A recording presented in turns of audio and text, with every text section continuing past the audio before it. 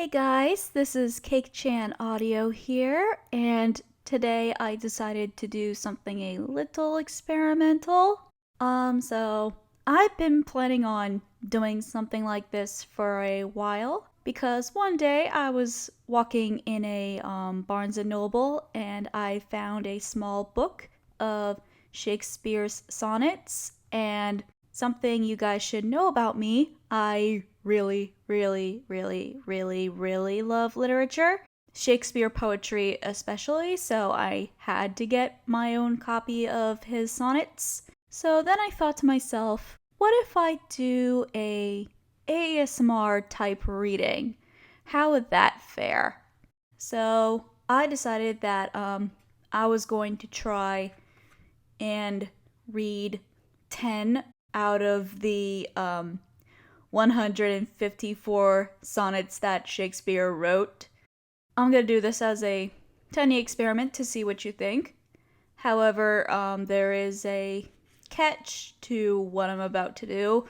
Because of the first 10 sonnets that Shakespeare wrote, there are two of them that I won't be reading because they contain a word that is disgusting, and I refuse to have that word come out of my mouth, especially when I'm doing a reading.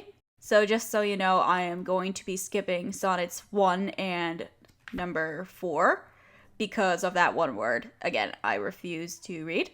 Anyway, I'm gonna jump into it now, and if you guys end up liking this reading, and if you want me to read more sonnets until the very end, please do so in the comments below. Just write in the comments and hit the like button, and I'll see where it goes from there. Sonnet 2. When 40 winters shall besiege thy brow, and dig deep trenches in thy beauty's field, thy youth's proud livery, so gazed on now, will be a tattered weed of small worth held. Then being asked where all thy beauty lies, where all the treasure of thy lusty days, to say within thine own deep sunken eyes were an all-eating shame and thriftless praise, how much more praise deserved thy beauty's use? If thou couldst answer, this fair child of mine shall sum my count and make my old excuse, proving his beauty by succession thine. This were to be new made when thou art old, and see thy blood warm when thou feel'st it cold. Sonnet number 3.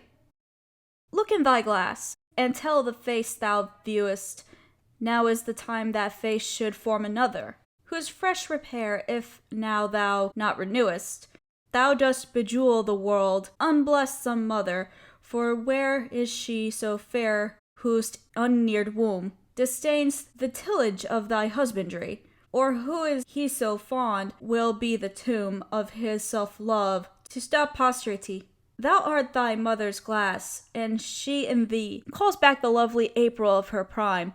So thou through windows of thine age shalt see, despite of wrinkles, this thy golden time.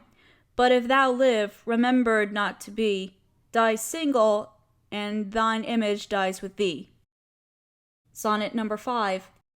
Those hours that with gentle work did frame the lovely gaze where every eye doth dwell, will play the tyrants to the very same, and that unfair which fairly doth excel. For never resting time leads summer on to hideous winter and confounds him there. Sap checked with frost and lusty leaves quite gone, beauty o'ersnowed and bareness everywhere.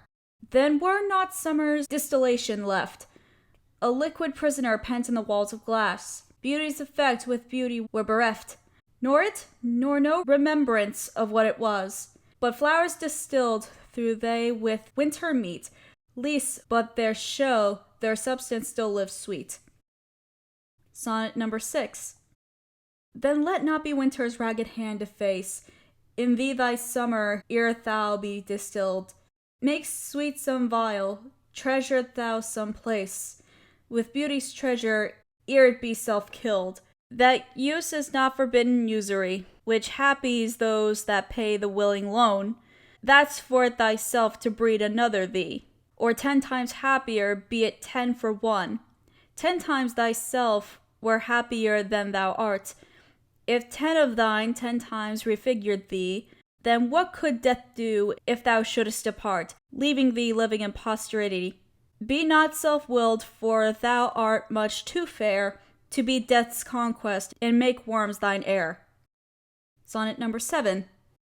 Lo, in the Orient, when the gracious light lifts up its burning head, each under eye doth homage to his new appearing sight, serving with looks his secret majesty, and having climbed the steep up heavenly hill, resembling strong youth in his middle age, yet mortal looks adore his beauty still, attending on his golden pilgrimage. But when from highmost pitch with weary car, like feeble age, he reeleth from the day, the eyes, for duteous, now converted are from his lowest tract, and look another way. So thou, thyself outgoing in thy noon, undiest unless thou get a sun. Sonnet number 8. Music to hear, why hearest thou music sadly? Sweets with sweets war not, joy delights in joy. Why lovest thou that which thou receivest not gladly? Or else receivest with pleasure thine annoy? If the truest concord of well-tuned sounds by unions merry do offend thine ear, they do but sweetly chide thee, who confounds in singleness the parts that thou shouldest bear. Mark how one string, sweet husband to another, strikes each in each by mutual ordering, resembling sire and child and happy mother, who all in one pleasing note do sing, whose speechless song being many seeming one, sings this to thee, thou single wilt prove none. Sonnet number 9.